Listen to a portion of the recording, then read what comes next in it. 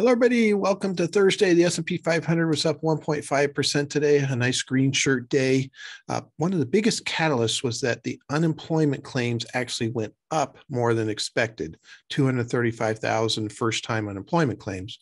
In a normal environment, that would not be good news because, more people are unemployed.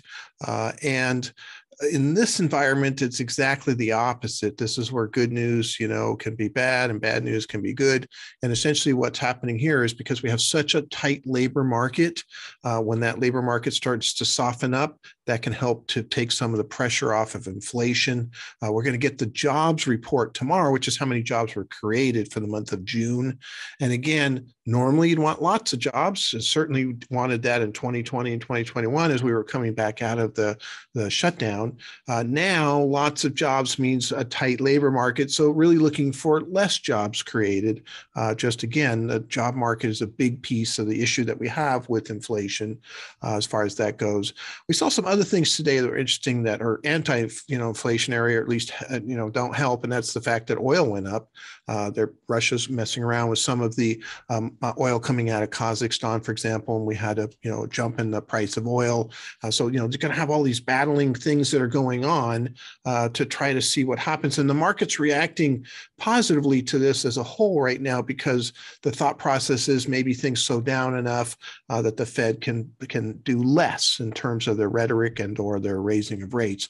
They did have some interviews today with a couple of Fed governors.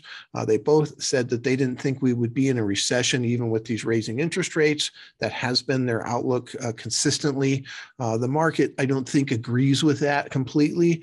And the Fed has been wrong in the past, so we'll see how that plays out. But they both talked about raising rates 0.75%. They were going to back that themselves in this next meeting that's going to happen here in July. So, that's the big fear. Are they going to overdo the rate increases in an environment where things are already slowing down? Are there some other geopolitical issues that might happen, like with Russia, maybe pulling back on the delivery of oil to kind of bring the price up a lot and bring inflation in, even though we have slowing in all kinds of other areas of the market? So that can be kind of a really tough situation to deal with for the stock market and the Federal Reserve. So, we'll see how this plays out.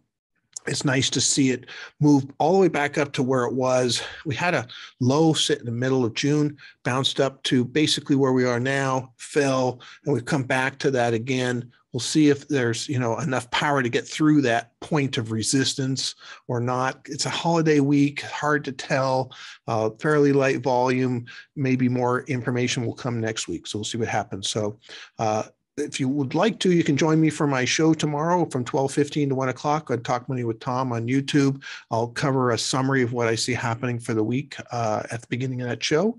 And you can ask questions and those types of things too. So look forward to seeing you, and I'll talk to you tomorrow. Thank you.